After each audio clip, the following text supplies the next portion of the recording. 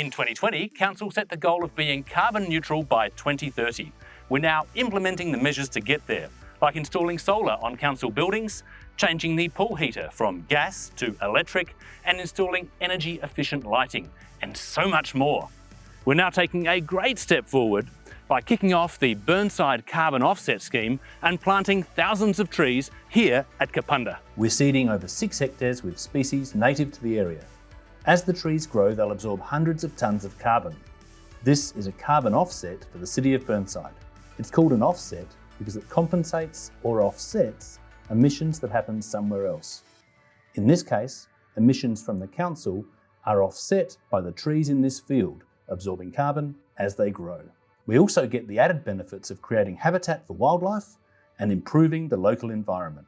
The project is not funded through council rates. Rather, people who use the George Bolton Swimming Centre and the Regal Theatre pay a small 10-cent contribution with each visit. These individual contributions are small, but collectively they enable council to minimise the environmental impact of these facilities. The project is a collaboration with Trees for Life and Mantina Group. Trees for Life are a not-for-profit organisation doing the seeding.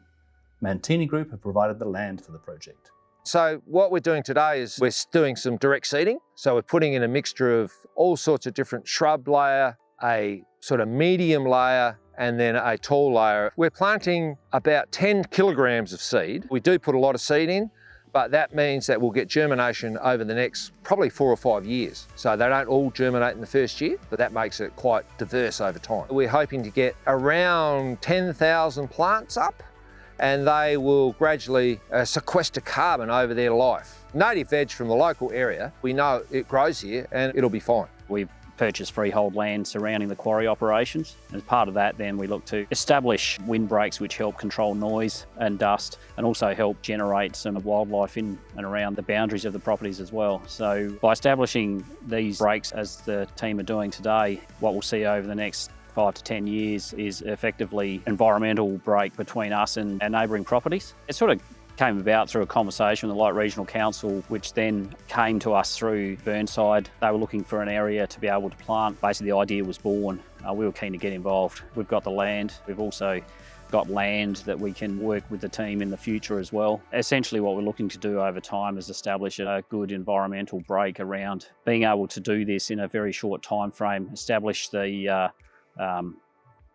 trees and basically get a whole area planted down has proved invaluable to us as well. For us, it was a win-win situation. As they grow, these trees will suck up carbon and create habitat for wildlife. And it's exciting because it's just the beginning of the Burnside Carbon Offset Scheme. We're planning on planting thousands of trees as we continue the journey to carbon neutral. Thank you for watching this episode of Burnside Neutral 2030. See you again next time.